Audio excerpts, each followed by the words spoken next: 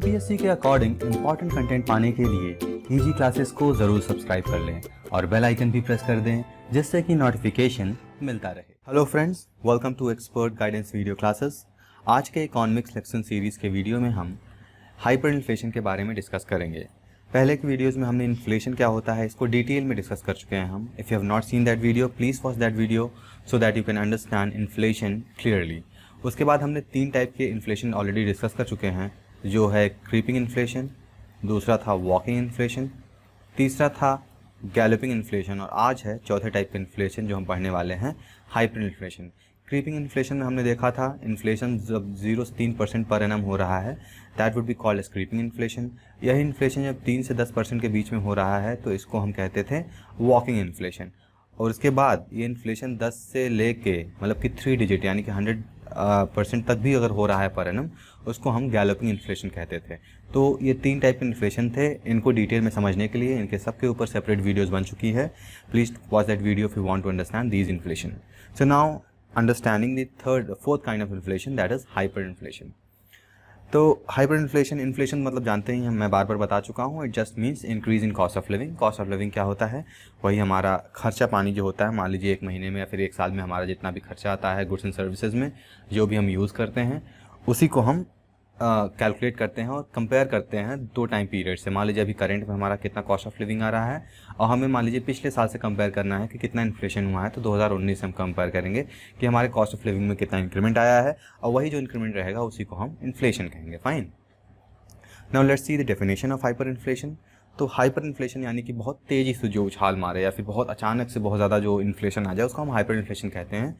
इसलिए यहाँ पर ये रॉकेट का डायग्राम जो है डिपिक्ट कर रहा है हाइपर इन्फ्लेशन को। Now according to definition of hyper inflation, definition क्या कह रहा है हाइपर इन्फ्लेशन का? Just minute, let me change the pens colour. So when the rate of increase in price is extremely high और out of control, in other words, hyperinflation takes place when increase in prices is more than 3 digits annually. Hyperinflation takes place when there is an unrestricted increase in supply of money in the market. मतलब definition हमारा यहीं पर है, यहीं तक है। यानी कि कुल मिला के अगर सिंपल टर्म्स में समझना चाहें तो हमारा 3 डिजिट मतलब 100+% अगर इन्फ्लेशन हो रहा है पर एनम तो उसको हम हाइपर इन्फ्लेशन कहेंगे। ये बहुत सिंपल सा डेफिनेशन था। Okay, now we talk about the causes. तो हाइपर इन्फ्लेशन के मेजर कॉजेज जो हैं वो है इंक्रीज इन मनी सप्लाई और दूसरा है डिमांड एंड पुल इन्फ्लेशन। अब ये इंक्रीज़ इन मनी सप्लाई क्या होता है, डिमांड एंड पुल इन्फ्लेशन क्या होता है? तो इंक्रीज़ इन मनी सप्लाई मतलब क्या होता है? जब गवर्नमेंट बहुत ज़्यादा पैसा प्रिंट करना स्टार्ट कर देती है और कंट्री में डिस्ट्रीब्यूट कर देती है और इतना पैसा प्रिंट करती है उसके जीडीपी ज़्यादा। मान लीजिए किसी कंट्री का जीडीपी कुछ है, हमारे कंट्री का मान लीजिए जीडीपी 1 ट्रिलियन है, एग्जाम्पल में ले रहा हूँ, ठीक है। अब अगर इंडिया हमारी 1 ट्रिलियन से ज़्यादा करेंसी प्रिंट करके पूरे मार्केट में सर्कुलेट कर दे, तब यहाँ पर हाइपर इन्फ्लेशन के चांसेस बढ़ जाएंगे। Second reason is demand pull inflation, ठीक है।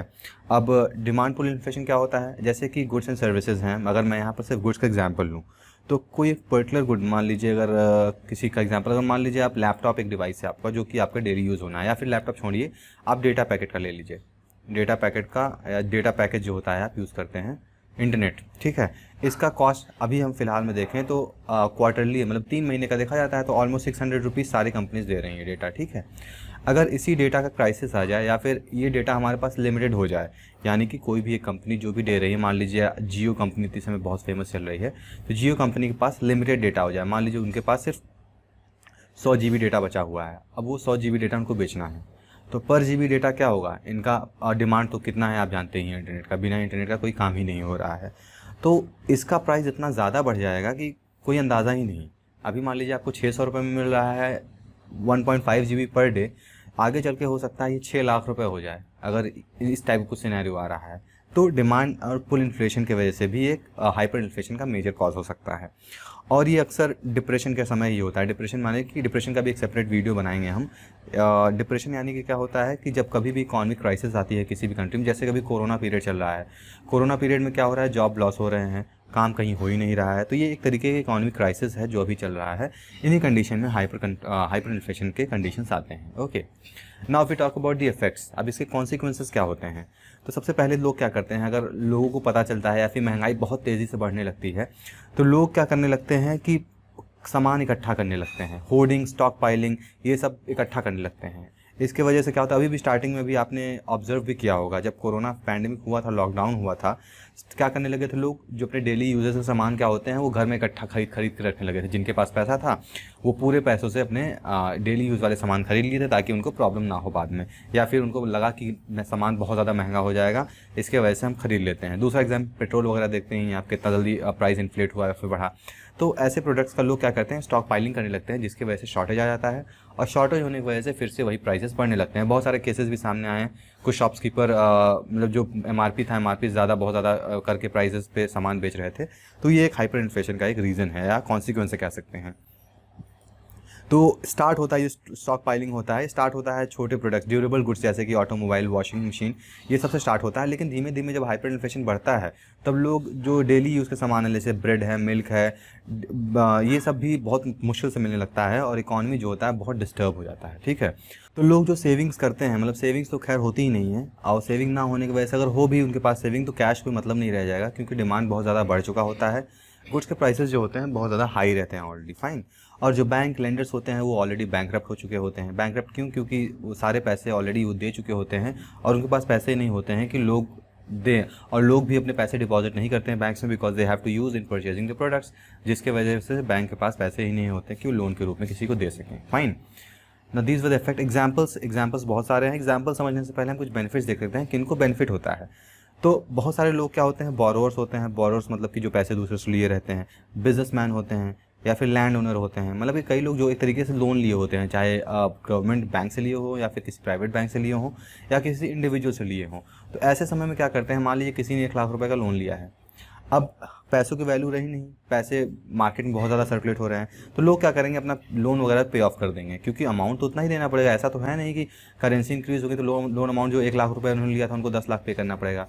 रेट ऑफ इंटरेस्ट थोड़ी ना बढ़ा है, सिर्फ इन्फ्लेशन बढ़ा है। तो ऐसे लोगों को यहाँ पर फ़ायदा हो जाता है। फार्मर्स को भी बहुत फ़ायदा होता है, क्योंकि फार्मर्स के जो प्रोडक्ट हैं, क्रॉप्स हैं, ये सब वो है, उनकी डिमांड हमेशा बनी रहती है, इसलिए इनके लिए बहुत ही बेनिफिट होता है। ओके, नाउ एग्जांपल्स की बात करें तो जर्मनी में वॉर हुआ था, वर्ल्ड वॉर 1 देखे थे, जर्मनी में बहुत हाई पार्टिसिपेशन हुआ था जर्मनी का उसमें। और उसके बाद 1922-1923 में बहुत ज़्यादा हाइपर इन्फ्लेशन जर्मनी में हुआ था, क्योंकि वॉर के बाद क्या हुआ था, प्रोडक्शन, कंपनीज वगैरह में प्रोडक्शन नहीं हो रहे थे, क्योंकि उनको सैलरीज नहीं दी जा रही थी। और उनको सैलरीज देने के लिए क्या गवर्नमेंट ने क्या किया, बहुत ज़्यादा नोट प्रिंट करके सैलरी सबको दे दिया। और सैलरी देने की वजह से क्या हुआ, उनको मार्केट में इन्फ्लेशन आ गया, क्योंकि बहुत ज़्यादा पैसा लोगों के पास आ गया।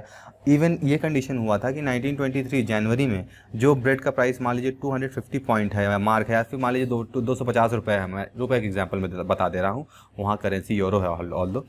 बाद में क्या हुआ, वही दिसंबर या फिर नवंबर 2023 आते आते 2 लाख रुपए हो गए इसी ब्रेड का प्राइस। देखिए कितना ज़्यादा इन्फ्लेशन हो रहा है, अनबिलीवेबल है, but actually it happens in case of this hyper inflation. इसके अलावा 1989, 1991 में अर्जेंटीना, ब्राज़ील, जिम्बाब्वे, ये सब में भी हाइपर इन्फ्लेशन हुआ था। ठीक है, और अभी तक ये कोशिश कर रहे हैं हाइपर इन्फ्लेशन से ओवरकम करने के लिए। बात करें रिसेंट एग्जांपल की तो वेनेजुएला में 41% तक हाइपर इन्फ्लेशन हुआ था। हाइपर इन्फ्लेशन हुआ था 2013 में। 2018 में 65,000% देख रहे हैं, मतलब कि एक समझ लीजिए अनकैलकुलेटेबल है, इतना ज़्यादा इन्फ्लेशन तो आउट ऑफ रेंज ही हो गया। 2017 में क्या हुआ था, एक्चुअली रीज़न क्या हुआ था कि 2017 में गवर्नमेंट ने पैसा सप्लाई करने के लिए 14% मार्केट में पैसा इंट्रोड्यूस कर दिया, फिर पैसा मार्केट में डाल दिया, और उनके पास उतना कैश ही नहीं बचा कि धीमे धीमे वो क्रिप्टो करेंसी को प्रमोट करने लगे। पेट्रो नाम का क्रिप्टो करेंसी मार्केट में प्रमोट होने लगा, क्योंकि उनके पास कैश होना ही नहीं था, और जो बॉलीवर वहाँ का जो करेंसी है वो अपनी वैल्यू पूरी तरीके से खो चुका था यूएस डॉलर कंपैरिजन में। हम हमेशा देखते हैं डॉलर के कंपैरिजन में ही हम करेंसी को कंपेयर करते हैं, तो उनके पास जो यूएस डॉलर कंपैरिजन में उनका बॉलीवर का जो वैल्यू था वो पूरा लूज़ हो चुका था, इसलिए उन्होंने नया क्रिप्टो करेंसी को सर्कुलेट किया, पेट्रो नाम का, जिसके वजह से मार्केट में फिर से बहुत ज़्यादा पैसा आया, और इन्फ्लेशन रेट आप तो देख ही रहे हैं 65,000%, more than too much. Okay, so this is all about hyper inflation. I hope आपको हाइपर इन्फ्लेशन समझ में आ गया है। Still if you have any doubt you can always write down in the comment box, और अगर आपको कोई topics जो ना समझ में आ रहा हो, if you want us to make video on that, please suggest in the video or please suggest in the comment box. Okay, thank you for watching till now, and yes, at the end, if you haven't subscribed the channel, please subscribe the channel and press the bell icon to get regular updates. See you next video. Till then, goodbye.